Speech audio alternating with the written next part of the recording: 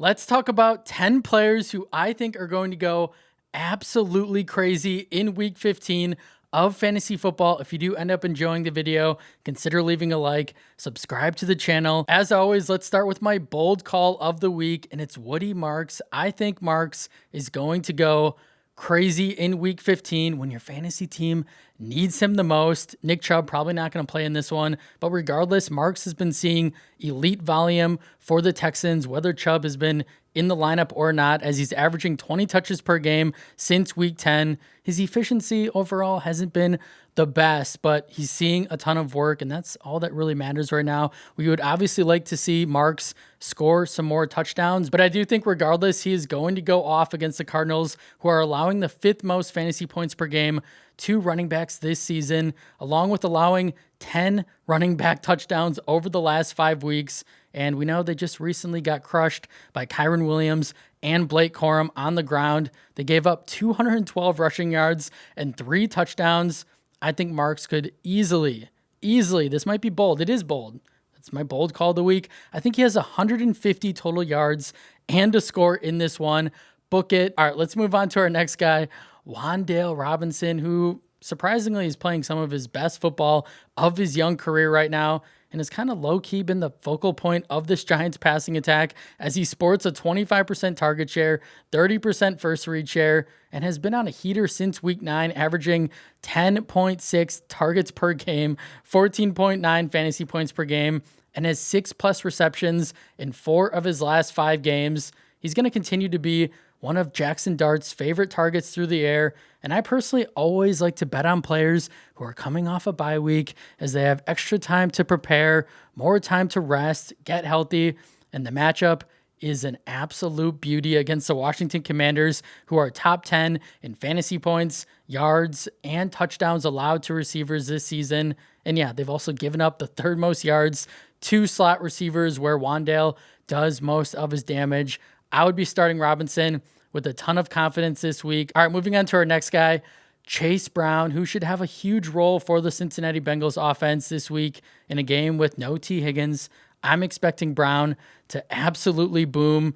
He also saw his snaps and rush attempts increase last week, even though Samaje Perine was more efficient, more effective on the ground with his limited touches. Chase Brown still got into the end zone twice. We like to see that. And let's not forget how good Brown has been the second half of the year. 18+ fantasy points in 5 out of his last 6 games. And he's the RB5 since week 8, averaging 19.2 fantasy points per game. Like, you can't really bench him at this point. You're obviously not benching him, but I'm here to let you know, I think he has a nice performance on the ground. I think he's a lot more efficient than he was last week.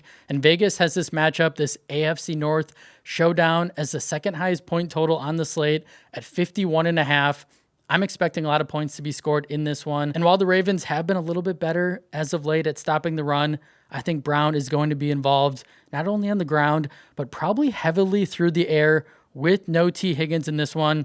I'm also expecting Chase to find the end zone yet again. All right, moving on to our next guy, Stefon Diggs, who it's been such a weird year for Stefon. His usage has been kind of weird, and he's just like all over the place. One game he goes crazy and he has like 10 catches, and then the next game it's like, where's Stefon Diggs? Is he on the field?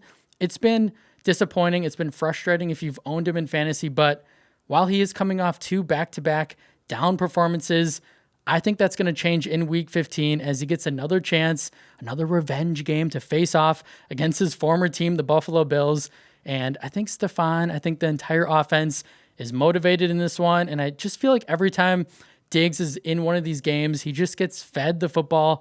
He went off against the Bills in week 5, 10 catches, 146 yards on 12 targets. This also is probably going to be a high-scoring game with a lot at stake for both teams. It's looking like the Bills could be down their top corner in Christian Benford, who has been a lockdown corner this year. He injured his toe in practice. He didn't practice on Friday. He's deemed questionable. Like, if he's out, Diggs is going to absolutely eat this week, running out of the slot, running on the outside. It's not going to matter. The Bills also like to utilize 2 high safeties at the 3rd highest rate, and Stefon really likes that. He appreciates that coverage because he sports a 22% target share and a 26% first read share when opposing defenses run a too high look, and I'd be expecting the Patriots to feature the veteran receiver. All right, moving on to our next guy, Derrick Henry. The King, thankfully, has been a little bit better as of late, even though he let you down last week, only scoring 11 fantasy points against the Steelers, but he was still able to rack up 100 total yards. And let's not forget, he scored 17 plus fantasy points in 3 out of his last 4 games. And the Ravens likely have to win out if they want to make the playoffs. And hopefully they don't make the same mistake that they did when they played Cincinnati a couple weeks ago, where Derrick just wasn't the focal point of what they were doing on offense. Even though he was very efficient, he had 10 carries for 60 yards and you decided to go away from him. Like, I don't get that. I think the game plan this week should be a heavy dose of the future Hall of Fame running back. Feed this man early and often. Obviously, the only concern here is if Cincinnati gets up big early and the Ravens are forced to pass, then Henry could get phased out. But if that doesn't happen, Henry should go absolutely crazy against a terrible Bengals run defense that's allowing the most fantasy points per game to running backs this season at 28.2. So you're starting King Henry, and I think he comes through for you in a massive way. All right, moving on to our next guy, Jameson Williams. I mean, what is happening with JMO? It has been absolutely incredible to watch. He's been balling out since week 9, outside of that random goose egg that he laid in week 12. He's been the wide receiver 5 in total fantasy points, back-to-back games of 17 plus fantasy points, 19 targets over his last 2 games. And he's turned into a huge part of what the Lions want to do on offense through the air since Dan Campbell took over the play calling. And he's first in yards after the catch per reception, second in yards per reception, second in 25 plus yard receptions, second in touchdown receptions of 20 plus yards. Like, he's been the definition of a big play threat, which that's what Williams does. But he's also being utilized in the short to intermediate game, the slants. Like, it's just nice to finally see the ultra talented receiver balling out like we all knew he could and would. I think JMO is going to go crazy yet again against the Rams in what's going to be a shootout, as Vegas has this game as the highest point total on the slate at 54.5. And the Rams defense has been a little bit stingy against the run as of late. So maybe the game plan is to throw more against this defense. Obviously, Jahmyr Gibbs probably still has a good game, but JMO is going to be heavily involved in this one. All right, moving on to our next guy, Lamar Jackson. If you are a Lamar owner, just take a deep breath. It's going to be all right. It has been rough. It's been disappointing for Jackson as he's had a really bad year, a lot of unfortunate injuries, but he finally showed some life in week 14. He had 2 touchdowns, 1 on the ground, 1 through the air, 22 fantasy points. You like to see that. And yeah, he snapped a 3-game streak of scoring less than 10 fantasy points. He did that 3 games in a row, ladies and gentlemen. It's been bad out here, but he has also looked better as of late running the football, which is important, especially for fantasy. He had 7 carries for 43 yards last week, 6.1 yards per carry. That was his highest rushing total since returning from injury, which is wild, and his first rushing score since week 1. This is obviously a massive game for Baltimore, who, if they want to have any shot at winning the division or getting into the playoffs, they need to win this football game. I would be starting Lamar against the Bengals, who have allowed the 3rd most fantasy points per game to quarterbacks, along with allowing the 2nd most passing yards, most passing touchdowns, and 8th most rushing yards to the position.